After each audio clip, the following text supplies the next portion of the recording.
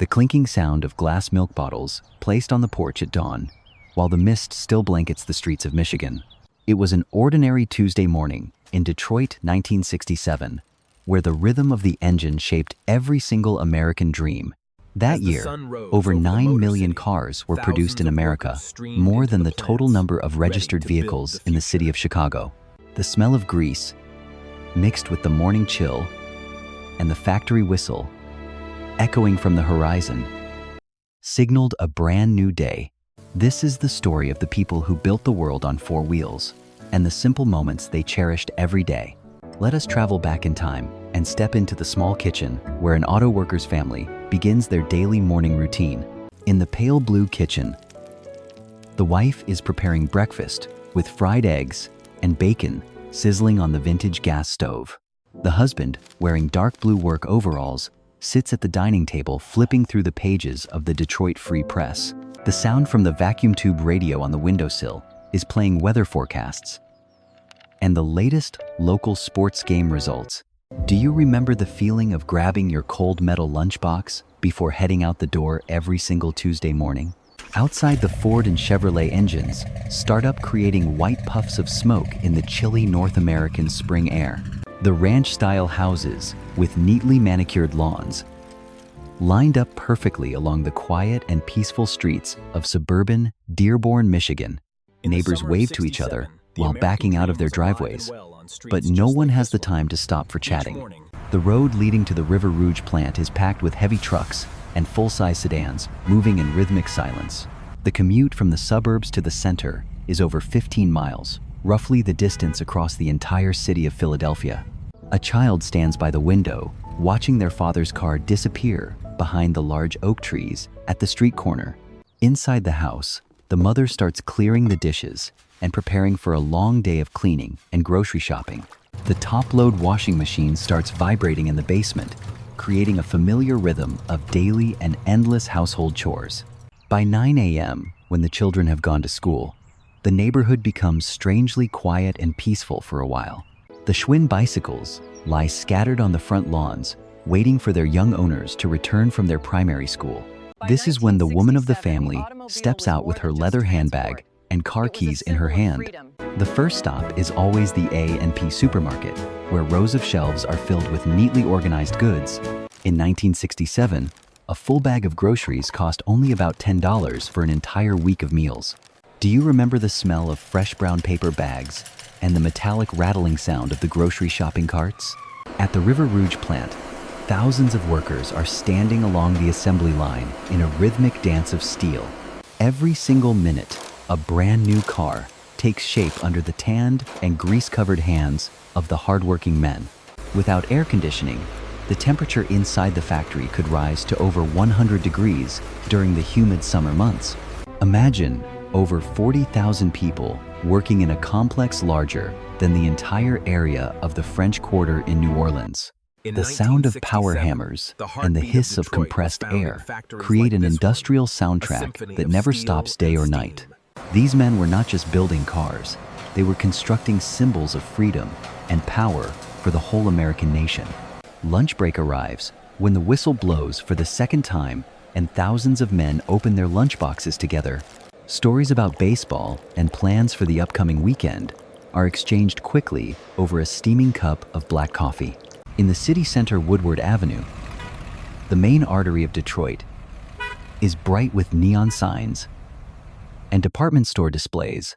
Women wearing A-line dresses and white gloves stroll past the large glass display windows of the famous Hudson's store. A soda at the drugstore fountain cost only 15 cents, and it was a small joy in the middle of day. Do you remember the cool feeling of the marble countertop and the fizzing sound of the soda fountain machine? Children in Detroit, back then, grew up with pride in the factory smokestacks and the wide-open suburban roads. Elementary school was where the values of hard work and discipline were taught through the dusty chalk on blackboards. During recess, the schoolyard was filled with laughter and games played with colorful glass marbles on the dirt ground. Over 200,000 students attended public schools in Detroit, more than the entire population of the city of Des Moines. School lunch was often peanut butter and jelly sandwiches with a small carton of milk that cost 5 cents. For a child of that era, Detroit was not just a city, it was an entire universe of opportunities. Every afternoon, when the school bell rang, the streets came alive again with the sounds of children calling each other. They ran home just in time to watch cartoons on the black and white television set in the living room. The TV, with its 2 large knobs and curved screen, was the window to the world beyond the neighborhood. Shows like Sea Hunt or The Ed Sullivan Show were the main topics of conversation for every single child. Do you remember waiting for the TV to warm up and the image slowly appearing from a tiny white dot? Technology back then was simple, but it brought a sense of wonder that is hard to find again today.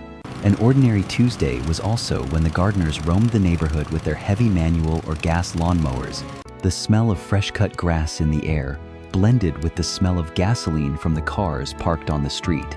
The manual push mowers without engines made a steady clicking sound throughout the entire sunny afternoon hours. Over 6 million acres of lawn were maintained every week in America, more than the size of the state of Vermont. Those lush green strips of grass were the pride of every family and the site of many small baseball games. Main Street in the towns around Detroit was not just a road, it was the place where every soul connected. At the barber shop, an older man is recounting war stories to the younger customers waiting for their turn. The scent of shaving cream and talcum powder floats in the air along with the rhythmic sound of scissors. Do you remember the feeling of a hot towel on your face and the relaxing silence inside the local barbershop? For millions of Americans growing up in that decade, the barbershop was where they learned how to be men. Late afternoon is when the yellow school buses bring the students back to the quiet and leafy neighborhoods.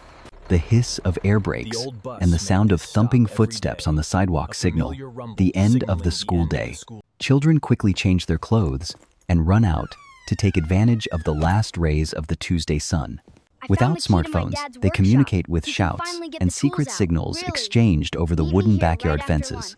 Tree houses, built with leftover wood and rusty nails, serve as the fortresses for many grand backyard adventures.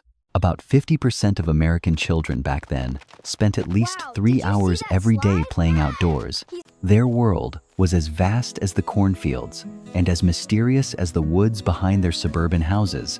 By 5 p.m., the flow of traffic from the factories begins to head in the opposite direction in a grand scene. Over 100,000 cars moving on the Lodge Freeway, more than the entire population of the city of Savannah. Fathers return home with tired faces, but their eyes brighten when they see the children playing in the yard. The smell of exhaust and the sweat of heavy industry follow them all the way into the family living room. A cold beer and a leather recliner chair are the well-deserved rewards after 8 hours of hard manual labor. Do you remember the sigh of relief when your father sat down and removed his heavy work boots? It was the moment when family peace was restored after a long day of being separated from each other. Dinner begins at 6:30 when the whole family sits together around the round table in the dining room. Pot roast with potatoes and carrots is the traditional menu for a warm and cozy Tuesday evening at home. No phones at the table, only stories about school and future plans are shared among the family members. The cost for such a hearty dinner was only about $3 lower than a typical lunch today. Evenings like these were the glue that held generations together in a rapidly and constantly changing American society. After dinner, the father often goes to the backyard to check the car engine under the light of a flashlight. The sound of a wrench and the smell of gasoline are essential parts of life for Detroit residents. Neighbors also step out of their houses, leaning against fences and discussing the latest upcoming car models. Community bonding is built through short but sincere conversations held under the bright and clear starlight. Do you remember the feeling of security, knowing everyone on the street knew your name and was willing to help? Inside the house, the mother is sitting on the sofa, knitting or reading the latest issue of Life magazine. Children are lying on the floor doing their homework under the warm yellow light of an old desk lamp. The ticking of the clock on the wall is the only sound that breaks the silence of the late evening. Over 80% of American families back then owned at least one TV, creating a shared national culture. At 8 p.m., the whole family gathers again in front of the screen to watch the Red Skelton Show.